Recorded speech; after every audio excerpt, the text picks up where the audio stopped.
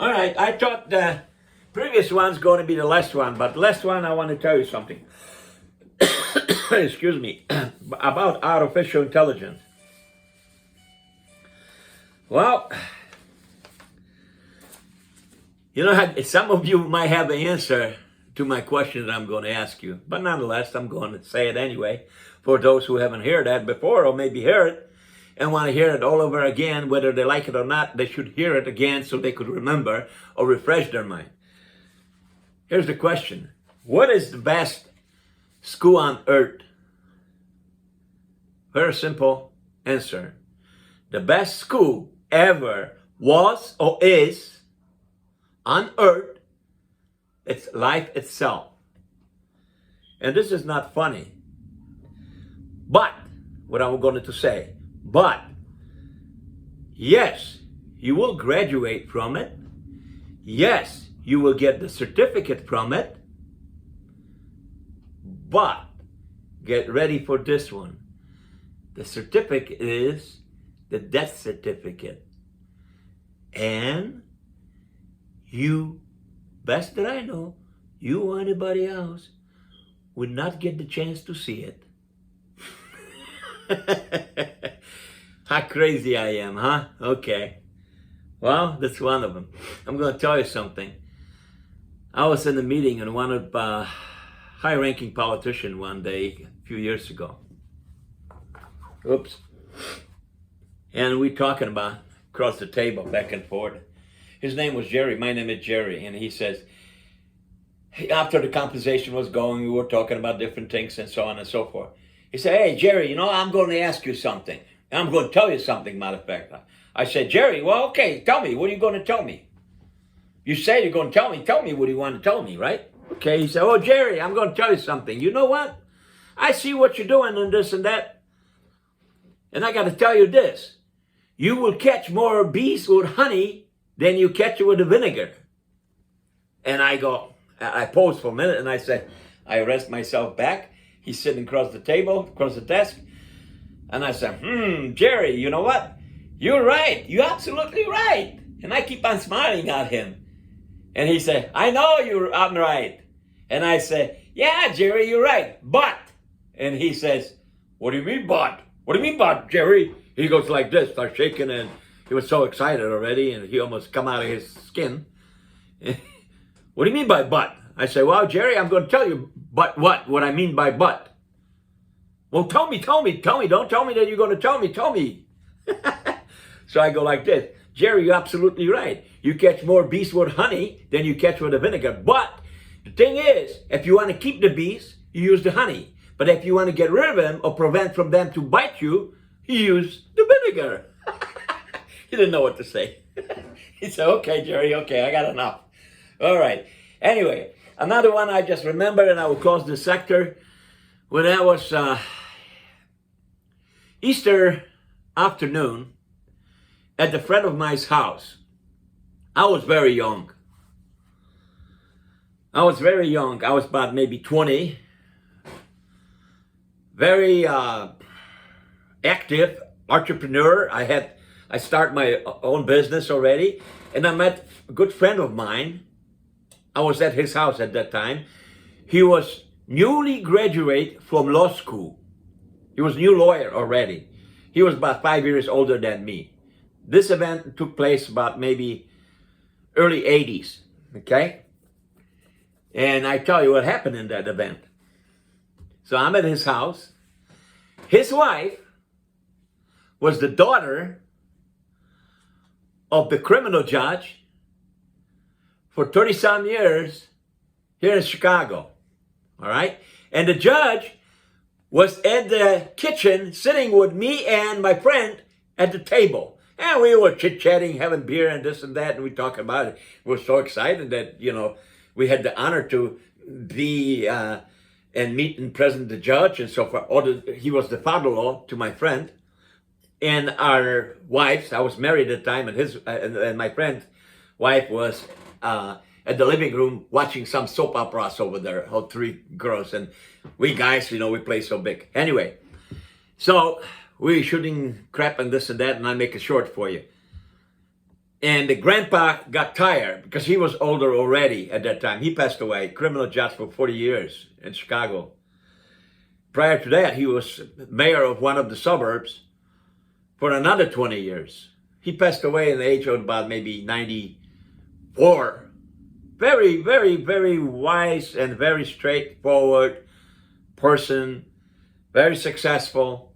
But anyway, so we're sitting in front of the kitchen table, we're shooting breeze and this and that, and Grandpa got mad at us. You know, here, two young punks, and, you know, we got, you know, kind of nosy a little bit, noisy. So he said, okay, I'm sorry about that. I don't mean to use that language. But, I mean, he used even more aggressive language. But I'm going to try to say it as calmly as I possibly can, because obviously I'm going to include this on social medias. So I don't want to get in trouble.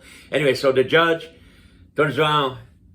Well, first we said, hey, Grandpa, why are you so sad? Why are you so upset? And Grandpa then got up of the chair, but he said, okay, you idiots, I'm going to ask you a question. Woo! We felt insulted. He calls us idiots. Me, successful punk, 20-some years old. Here's a brand new lawyer that just got out of college. Oh, Grandpa, we said, one of us. And I don't remember who, but one of us, okay? Say, hey, Grandpa, what's so upset at us? And he goes again, I'm serious. He said, okay, you idiots, I'm going to tell you. I'm going to ask you a question if you're so smart. You, as a lawyer, you got a long way to go, and you, young punk, you think you know everything. We sit quiet, shrink it down a little bit. Okay, Grandpa, tell us. Okay, he said. Okay, you idiots, he called us constantly, that name. Why do you think the laws were made for? Some of you guys already know the question. This is no joke. That was really true. True. I swear to God. And anyway, and we stood up, all perked up, my friend and me. Wow, what do you mean what laws were made? What are you asking us such a silly question? We know what the laws were made for. Obey, make sure that we follow the rules and do things right. And he started laughing at us. Woo! We didn't know what to say. We almost fall off on the ground. Really? We started shaking. And we said, well, we answer you. The laws were to follow. He keep on laughing. We couldn't figure out what happened. So he stopped laughing and he said, okay, you idiots, I'm going to tell you why the laws were made for. And we said, okay. We're so anxious. Okay, Grandpa, tell us. We figured, well, the judge, the judge, he's going to have the answer, right? What the laws were making for. All right. So we patiently wait. And the Grandpa got serious and he says, wow, the laws were making to be broken. Whoa, we almost have a stroke. Young punks, okay? Grandpa, you sure what you said? That's right. Don't you hear me, you idiots? He said. Laws were made to be broken. Woo! We didn't know what to say. Why are you saying that, Grandpa? Was our reaction. Why are you saying that?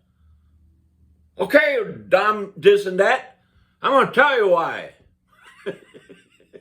I'm laughing about it now as I remember almost 40 years ago, this incident. Eastern holiday, kitchen table. Well, if the laws were not broken, you idiots and SOBs will not make no money. I won't make no money. Nobody would make no money. Jails won't make no money. Nobody will start making no money. We got young. But you know what? He was the greatest and most respectful judge that you ever meet. But he will tell you the truth. And if you think about it, that's what the world become to. Don't worry about artificial intelligence. What about those of us who screw things up for the rest of us? And I know, I thought this segment going to be the shortest. Looks like it's the longest. I want to tell you something. I was think about something I prepare. I already talked to you about this death certificate. I told you about the truth of the artificial intelligence. And you know, I have one more over here, but I'm missing. A lot of people talk about it. They say, oh, you know, we worry about World War III and this and that. Guess what? World War III is here already. We just refuse to recognize. We are already in World War III. And we don't need artificial intelligence to start new one. We the one who start new one. And World War IV is about to happen. And if you want to make better day tomorrow for yourselves or for anybody else, you just get in touch with me. Again, my name is Jerry, Watchdog Group Corporation, 464-204-8278. If you have any question in the comments, you make sure you get in touch with me. I will find the right answers for you, and I will help you to find the direction that we should go together in the lives. Not only for you, for me, but for our kids and for all the generation and for everybody everywhere. Thank you. Bye.